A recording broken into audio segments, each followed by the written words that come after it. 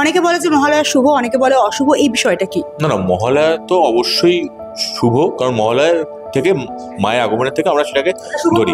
বলা যায় কিনা একটা বিতর্ক। হ্যাঁ, বিতর্ক আছে, কিন্তু অবশ্যই শুভ মহালয়া বলা যায়। পিতৃপক্ষের তর্পণ, পিতৃপক্ষের উদ্দেশ্যে আমরা তর্পণ করছি, তাদেরকে আমরা শ্রদ্ধা জানাচ্ছি, তারা এসে শ্রদ্ধা নিচ্ছে। আমাদের যারা পূর্বপুরুষ তাদের উদ্দেশ্যে আমরা তর্পণ করছি, পিতৃপক্ষ শুরু হয়েছে, সে তর্পণ করছি, তারা এসে আমাদের শ্রদ্ধা নিচ্ছে, এটা তো অবশ্যই ভালো, এটা খারাপের তো কোনো বিষয় নেই। আমরা যদি আমাদের পূর্বপুরুষের উদ্দেশ্যে শ্রদ্ধা জানাই মন থেকে, সেটা তো একটা ভালো বিষয়।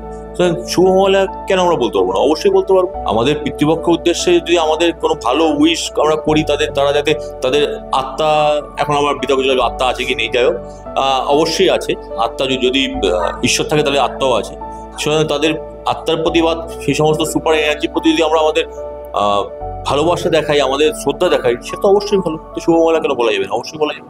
এই যে ভূত চতুর্দশী, সেখানেও তো একটা মানে ভূত বেরোয় বা প্রেতাত্মারা ফিরে আসে, এরকম একটা বিতর্ক আছে, সেক্ষেত্রে কি বলবে? দেখুন, প্রেতাত্মা বা ভূত যারা আমাদের স্বাস্থ্যগতভাবে বা অকাল সায়েন্সে বলে, যারা ধরুন কিছু অপূর্ণ ইচ্ছা নেই, তাদের মৃত্যু হলো, অনেকেই তো থাকে যে একটা কম বয়সে অপঘাতে মৃত্যু, অপূর্ণ মৃত্যু, তারা প্রেত লোকে বা প্রেত জগতে তারা ঘুরে বেড়ায়।